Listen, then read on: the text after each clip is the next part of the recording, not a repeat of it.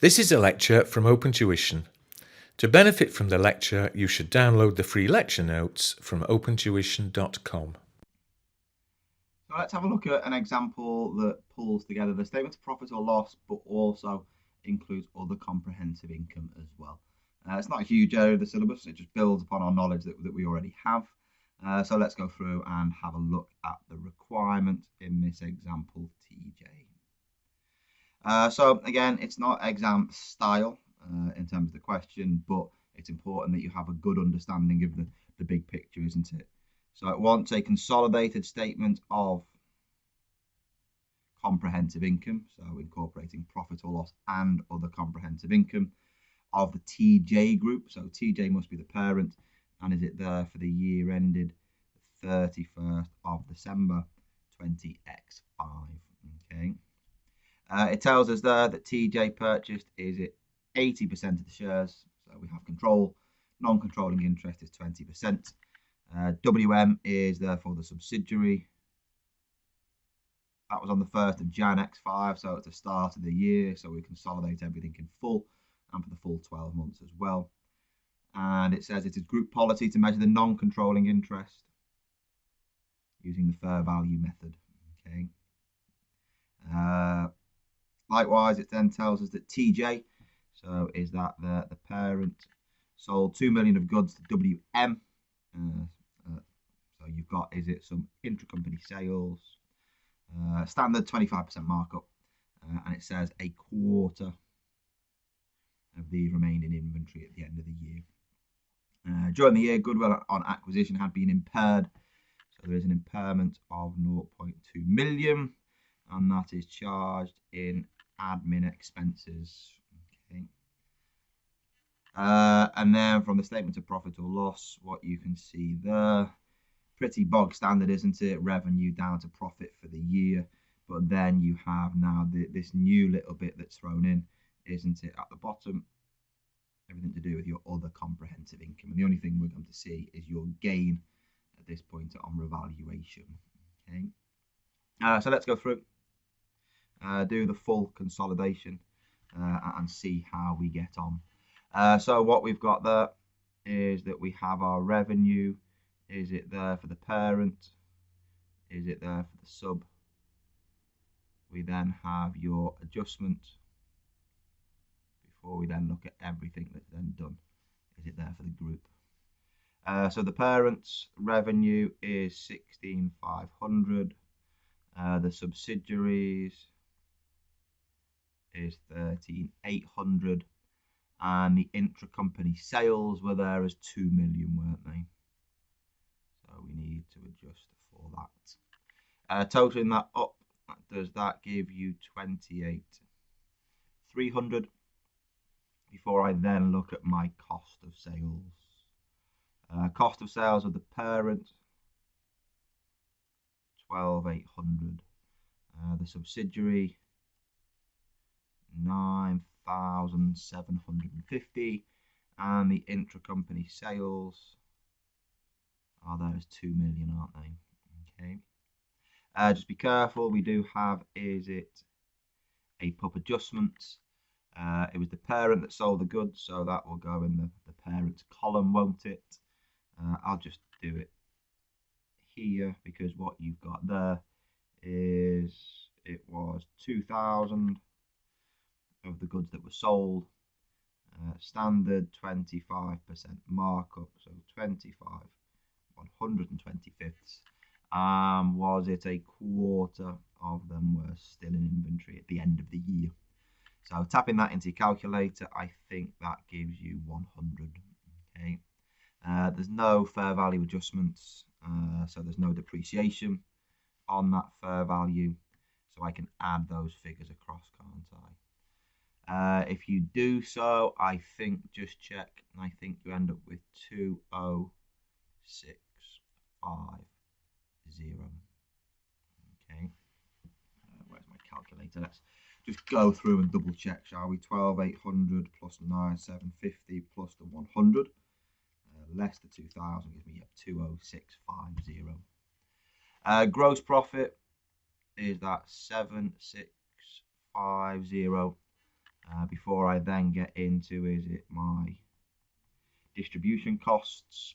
So distribution, I think, is 500 and 600. So that gives me 1,100. The admin expenses. The admin expenses are 850 and 780. But just be careful on this one. There was an impairment, wasn't there? So we need to include the impairment. And the impairment was 200. And we put that in S's column. Okay, that's really important that you put it in S's column. The reason being, remember, is that here we use that fair value method, don't we, to go through there and value the goodwill. So therefore, the goodwill that we calculate is the full goodwill, which has the parent and the non-controlling interest share, doesn't it? So therefore, if there is an impairment, which there is here, we need to impair what goes to the parent, but also what goes to the NCI. And by putting that figure of 200 in S's column, when we total up S's column at the end, we will therefore give the NCI share of that impairment to the non-controlling interest. So quite a nifty little trick, putting it in S's column if it's the full goodwill method. If it's the partial or proportionate share of net assets method, move it along. Okay, goes back into the parents column if that were to crop up. Okay, putting that in 7 and 8, 15, is that 1830? So again, 1830. That then gives me, is it 4720 as your, is it profit before tax? You've then got, is it your tax figure? So the tax figures are 600 and 650.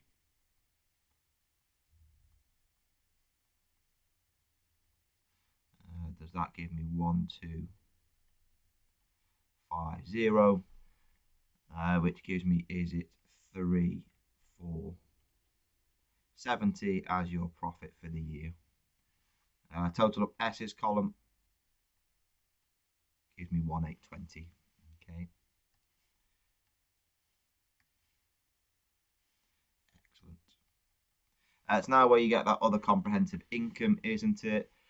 So you also have there, is it that gain on revaluation was 120 in the parents, 200 in the sub, which gives me, is it 320, which gives me then, is it 3790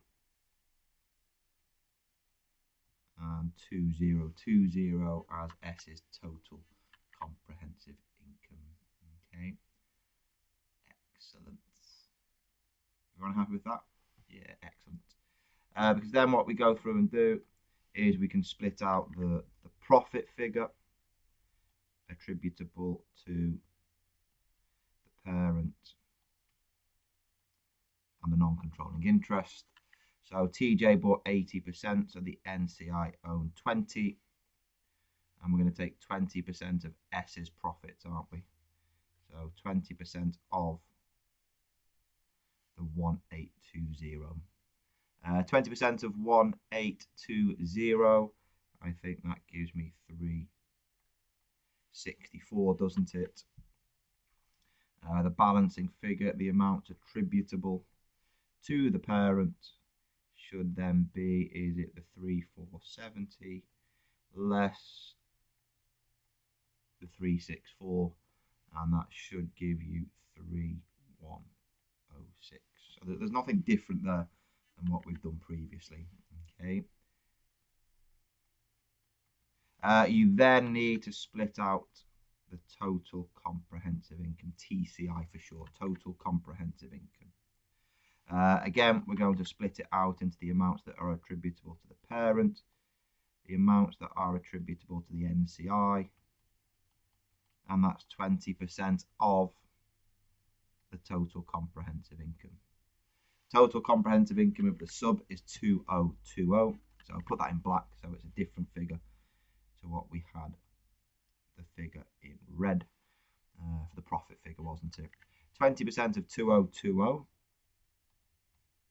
is 404. The amount attributable to the parent is a balancing figure. So that's the total group comprehensive income of 3790 less the 404. Does that go through there and give you, just check, I think it's 3346. Okay, there we go. So that's looking at not just your statement of profit or loss for the group, but also the other comprehensive income. And all you do, you still add across 100% of P and 100% of S of the other comprehensive income, but you don't just split the profit attributable to the parent and the NCI, you also split the total comprehensive income between the parent and the NCIs. There's just an additional step to look at the end. Okay, there you go. We'll move on to the statement of changes in equity in the next chapter. See you then.